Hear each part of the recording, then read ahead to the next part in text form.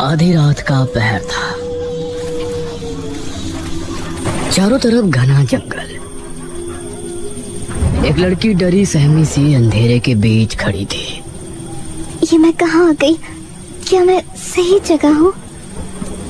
वो इधर उधर देख रही थी, लेकिन घने जंगल के अलावा कुछ भी नजर नहीं आ रहा था।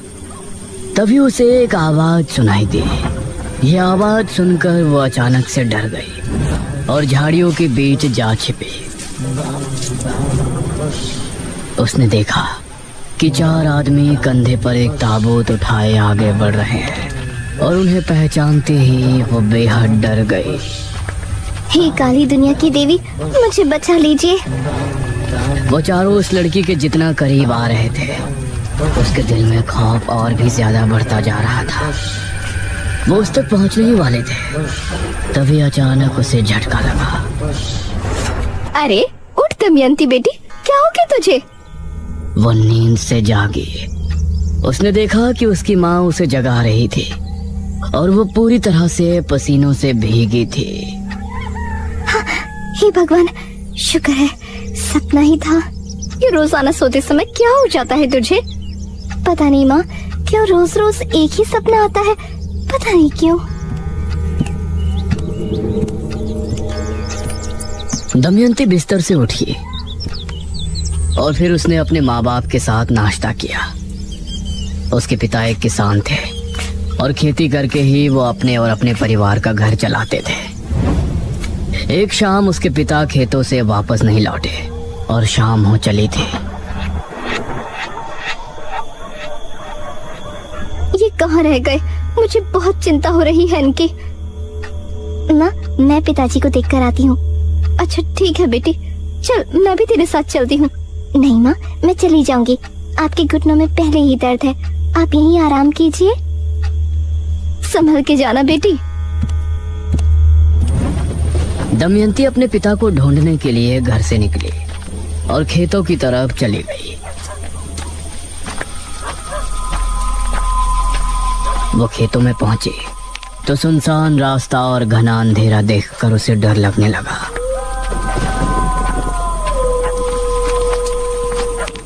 हे भगवान, रात में तो ये इलाका कितना डरावना लग रहा है।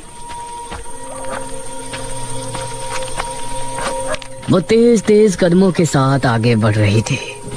तभी दमयंती, उसे एक आवाज सुनाई दी। कौन है? दमयंती, मेरे पास चली आओ। तुम अभी इस दुनिया के योग्य नहीं हो। ये आवाज सुनकर दमयंती बेहद डर गई। हे भगवान, मुझे ये आवाज बार बार क्यों सुनाई देती है? तभी उसे कुछ ही दूरी पर एक बड़े से पेड़ के नीचे एक आकृति दिखाई दी। कौन है? चली आओ दमयंती, तुम इस दुनिया के योग्य नहीं हो। ये देखकर उसके माथे पर पसीने आ गए और वो डरकर वापस से घर की तरफ भागी। लेकिन उसके कानों में बार बार वही आवाज आ रही थी। चली आओ दमयंती, तुम इस दुनिया के योग्य नहीं हो। दमयंती, मेरे पास चली आओ। तुम अभी इस दुनिया के योग्य नहीं हो। और लंबी लंबी सांसें लेने लगी।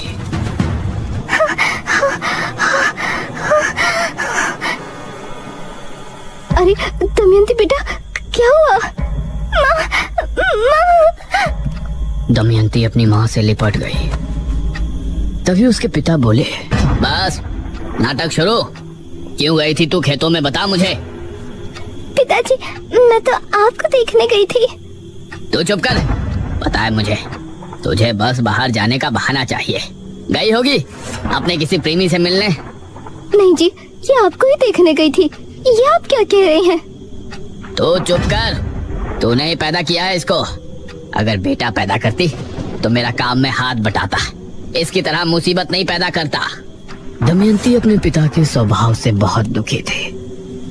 दिन में बाप के ताने और रात में उसे रोजाना वही सपना आता था, जिसमें 4 लोग कंधे पर ताबूत उठाए घूम रहे होते थे। दिन और रात उसे कभी सुकून नहीं था। उसी समय गांव में भी अजीब सी घटनाएं घटने लगी थी। एक आदमी मोहन नगर से घर को लौट रहा था। आज तो कितने दिनों बाद बीवी से मिलूंगा। आज की रात बहुत खूबसूरत होगी।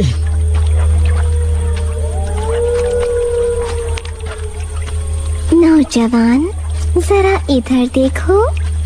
यह आवाज सुनते ही मोहन ने पीछे पलट कर देखा। उसने पाया कि पीछे भड़कीले कपड़े पहने एक लड़की खड़ी है। गोरा मखमली बदन, काले घने बाल, वो कोई अप्सरा लग रही थी। उसके चेहरे पर नकाब लगा था। इसके बावजूद उसकी नीली आंखें मोहन के दिल पर किसी तेज खंजर से ही गहरा हमला कर रही थी। कौन हो तुम? मेरे करीब आओ मोहन, अपनी पत्नी को भूल जाओगे। ये सुनकर मोहन के चेहरे पर मुस्कान छलक आई और वो भागकर झट से उस लड़की के गले लग गया। वो उसकी कोमल कमर पर हाथ फेर रहा था। तभी उस लड़की ने भी उसे कसकर गले लगा लिया। तभी मोहन को उसके शरीर की गर्मी महसूस हुई। तुम इतनी गर्म कैसे हो रही हो? ये कहते हुए वो उससे अलग हुआ तो अब उस लड़की की आंखें लाल चमक रही थी। ये देखकर मोहन का दिल दहल उठा और उसकी चीख जंगल में गूंज कर रह गई।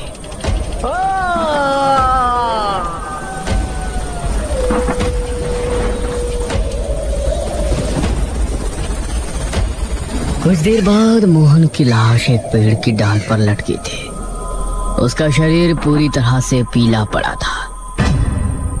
गांव के लोग इन घटनाओं से परेशान थे और दमयंती के साथ अभी भी उसके पिता की तरफ से बुरा व्यवहार चल रहा था। इसी तरह उसकी उम्र 25 साल हो गई थी और अब उसकी माँ को उसके विवाह की चिंता होने लगी थी। हमारी दमयंती विवाह के योग्य हो गई है जी। हमें लड़का देखना शुरू कर देना चाहिए। क्या मतलब है तेरा? लड़का देखना शुरू कर देना चाहिए? क्या तेरे पास दान दहेज है उसे देने के लिए? अरे हमारा जो कुछ भी है उसी का तो है। कौन सा अपना बेटा है जो आपको संपत्ति उसके नाम करनी है? मैंने सोच लिया है, मैं उसका विवाह जमींदार से करवा दूंगा। ये आप क्या कह रहे हैं? जमींदार तो आपकी उम्र का है। आप हमारी पुत्री का विवाह उससे कैसे करवा सकते हैं?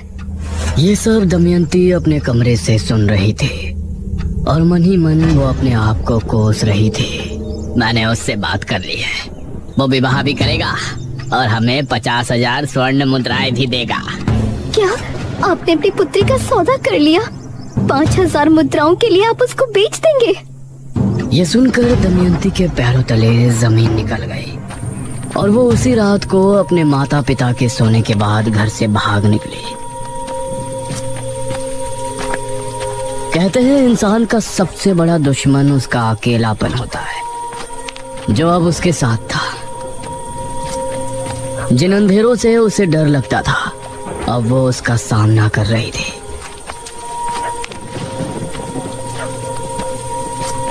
वह जंगल में एक पुराने से झोपड़े में रहने लगी, लेकिन अभी भी वो आवाजें उसका पीछा नहीं छोड़ रही थी।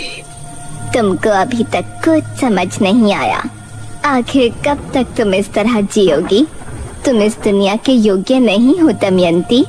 आ जाओ, मेरे पास चली आओ। उसे महसूस हुआ कि कोई उसकी झोपड़ी के बाहर भटक रहा है, तो उसका डर और ज्यादा बढ़ गया।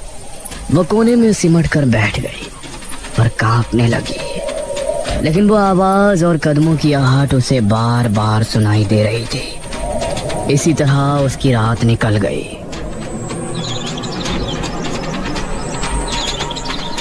मैं यहाँ नहीं रह सकती। मुझे इंसानों के बीच ही रहना होगा, वहीं मैं सुरक्षित हूँ। इसी सोच के साथ दमयंती उस समय विजयनगर के राजा भीम सिंह के यहाँ हाजिर हुई। उसे देखकर महाराज के मन में अजीब भावनाएं उत्पन्न होने लगीं। सुंदरी, कौन हो तुम? दमयंती ने महाराज को अपनी पूरी जीवन गाथा सुनाई, जिसे सुनकर महाराज को बहुत आश्चर्य हुआ। दमयंती, हमें बहुत अफसोस है कि आपके साथ इतना कुछ हुआ, सिर्फ इस वजह से कि आप कन्या हैं। इतना कुछ होने के बाद भी आपने कोई गलत कदम नहीं उठाया। हम आपकी सराहना करते हैं और आपको अपने महल में रहने का प्रस्ताव रखते हैं। ये सुनकर दमयंती बहुत खुश हुई। महाराज की जय हो, महाराज भीम सिंह की जय हो। दमयंती को महाराज ने कक्ष दे दिया और वो उसमें आकर बहुत खुशी थे। कितने न्यायप्रिय राजा है भीम सिंह। जहाँ हमारे पिता ने हमें उनके घर में बोझ समझा, वहीं महाराज ने मुझे अपने इतने बड़े महल में जगह दे दी। ये तुम्हारी गलत सोच है दमयंती। तुम इस दुनिया के योग्य नहीं हो। मेरे पास चली आओ।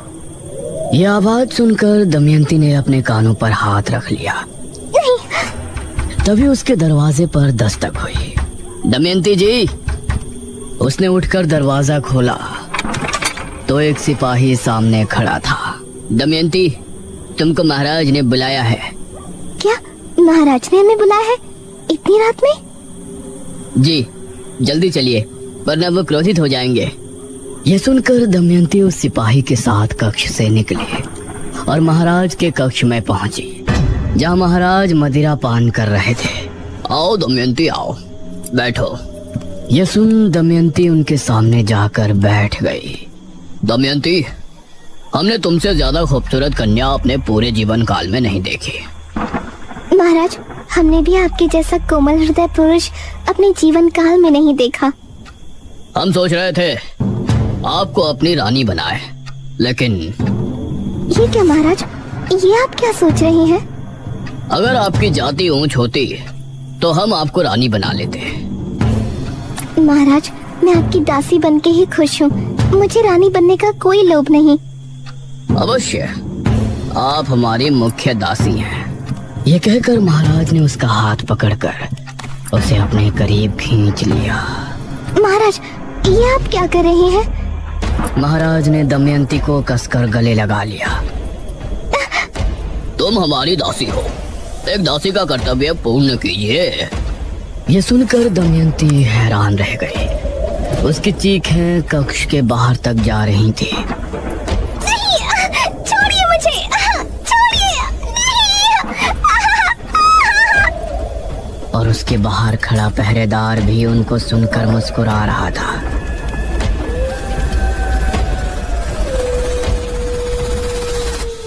आधी रात के समय महाराज को नींद आ गई, लेकिन दमयंती वहीं पड़ी रो रही थी।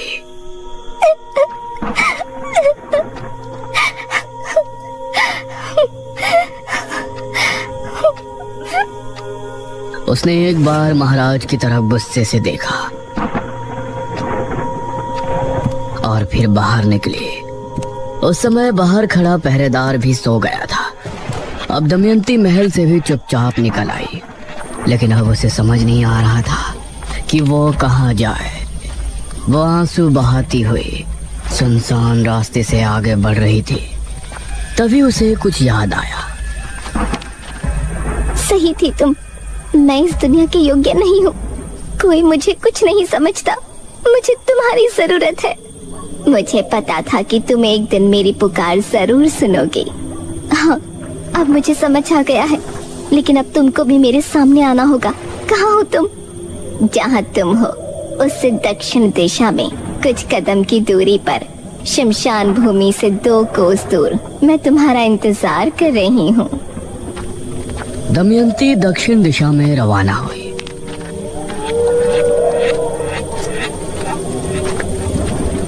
और कुछ कदम चलने के बाद वो शमशान भूमि पहुंची। उसके बाद 2 कोस चलने के बाद वो एक जगह पहुंची जहां उसने देखा एक स्त्री कुंड के सामने बैठी है। आओ दमयंती।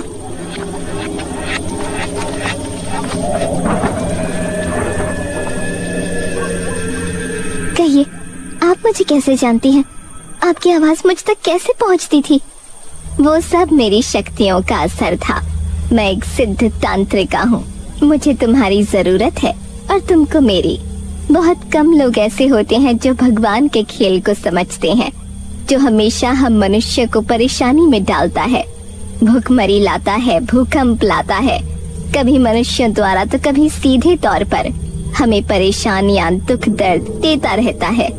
लेकिन फिर भी लोग उसकी पूजा उपासना करते हैं। लेकिन मुझे पता था कि तुम एक दिन उसकी चालाकी समझ जाओगे और मेरे पास जरूर आओगे।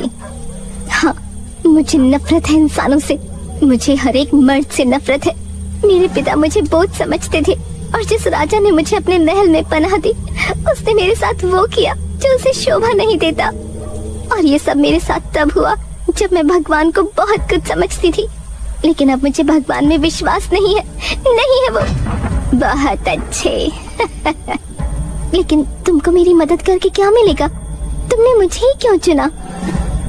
मेरी उम्र 30 वर्ष हो गई है। अब मुझे एक महाविद्या करने के लिए एक शिष्य की जरूरत है।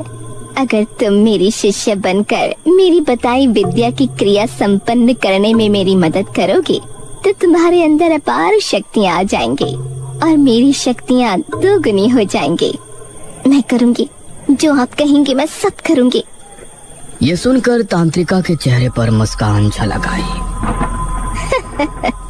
जा, मेरी उस कुटिया में जा और जो वस्त्र वहाँ रखे हैं उन्हें धारण करके आ। उसके कहने पर दमयंती उसकी कुटिया में गई और कुछ देर बाद बाहर निकली। उसके द्वारा दिए गए कपड़े काफी भड़कीले थे। शैतान को खुश करना है तो ऐसे वस्त्र धारण करना स्वाभाविक है। हैरान ना हो, अपनी आंखें बंद कर लो। दमयंती ने अपनी आंखें बंद कर ली और फिर तांत्रिका ने महामंत्रों का जाप शुरू किया। वो कई बड़े बड़े मंत्रों को पढ़ती और उनके पूरा होते ही दमयंती के शरीर पर अभिमंत्रित जल डालते। सर्दी के मौसम में ठंडा पानी दमयंती के कोमल दमकते शरीर पर पड़ता तो वो सिहर उठती, लेकिन वो अपनी जगह पर आंखें बंद किए बैठी थी।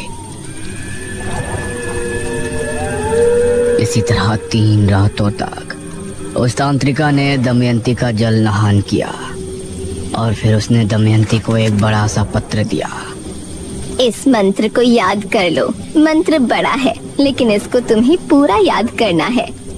दमयंती मंत्र को याद करने में लग गई।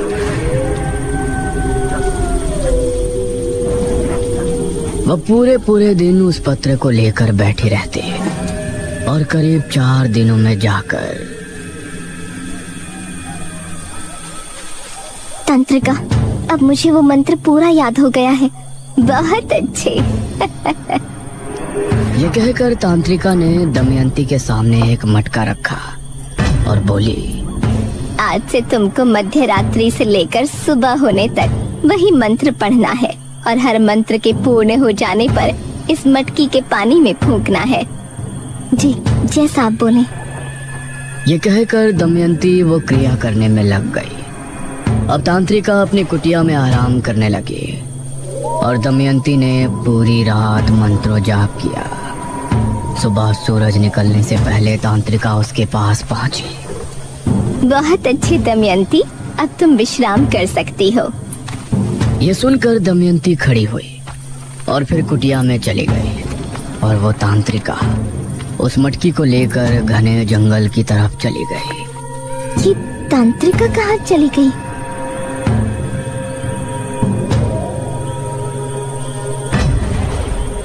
अब दमयंती इसी तरह से रोजाना मंत्रों को जाप करके मटके में फूंकती और फिर तांत्रिका उसे उठाकर जंगल की तरफ चली जाती। और ये देखकर न जाने क्यों दमयंती के दिल में सवाल उठ रहे थे। ये तांत्रिका आखिर रोजाना जाती कहाँ है? एक दिन दमयंती चुपचाप तांत्रिका के पीछे चली गई। तांत्रिका बहुत ही घने जंगल में जा रही थी। जहाँ जाते समय दमयंती को भी डर लग रहा था। उसने देखा कि तांत्रिका एक बड़ी सी मूर्ति के सामने जाकर रुकी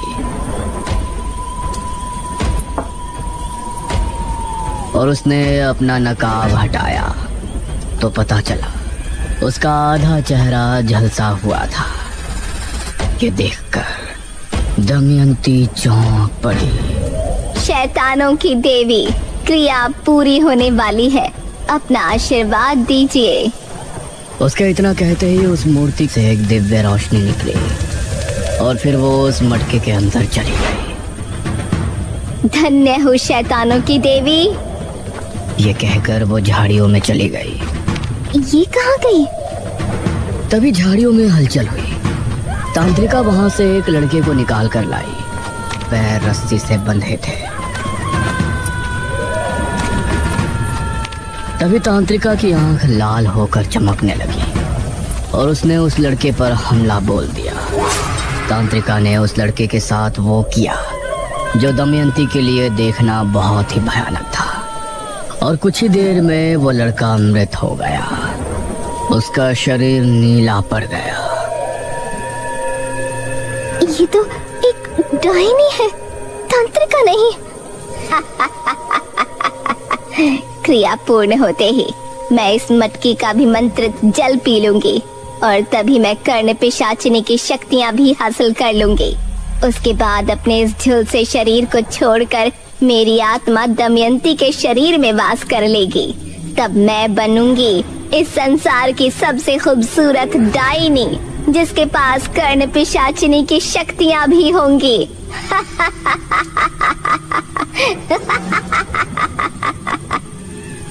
ये सुनकर दमयंती के पैरों तले जमीन निकल गई। वो वहां से भागी और चुपचाप आकर अपनी जगह पर लेट गई। अब मैं क्या करूं? ये सिर्फ मेरा इस्तेमाल कर रही है। ये मुझसे क्रिया करवा रही है जिससे ये किसी कर्ण पिशाचिनी की शक्तियां हासिल कर लेगी और मेरे शरीर में वास कर लेगी। इसका मतलब मैं मर जाऊंगी। दमयंती को अब बहुत ही बुरा लग रहा था, लेकिन इस बार उसने इस मुसीबत से निकलने का एक हल खोज लिया था।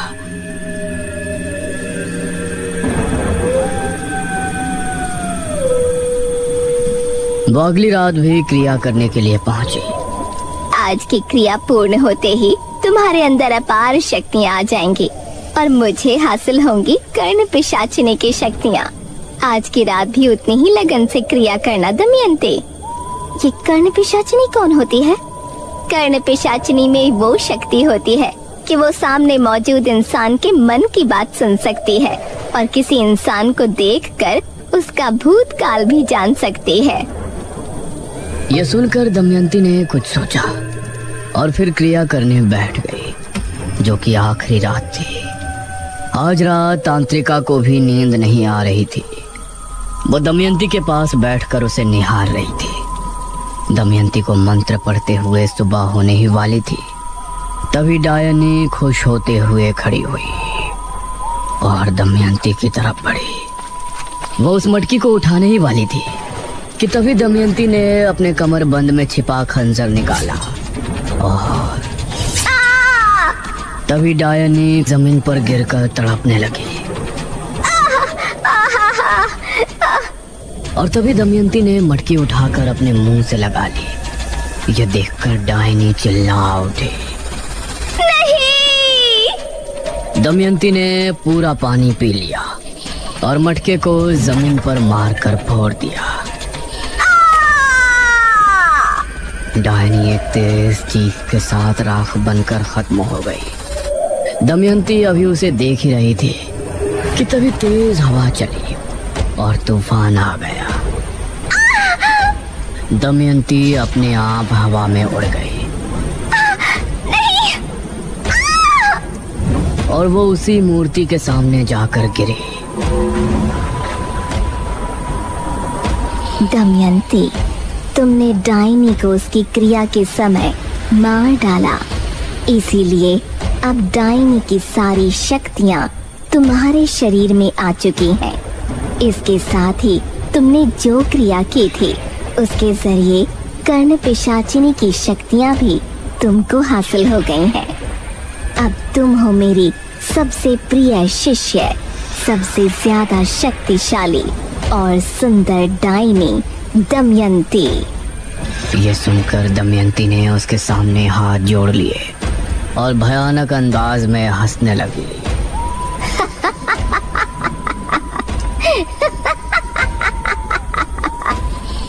दमयंती के साथ आगे क्या होगा और उसका निशिर मोलो के साथ क्या संबंध है, ये जानने के लिए बने रहिए ताबूत के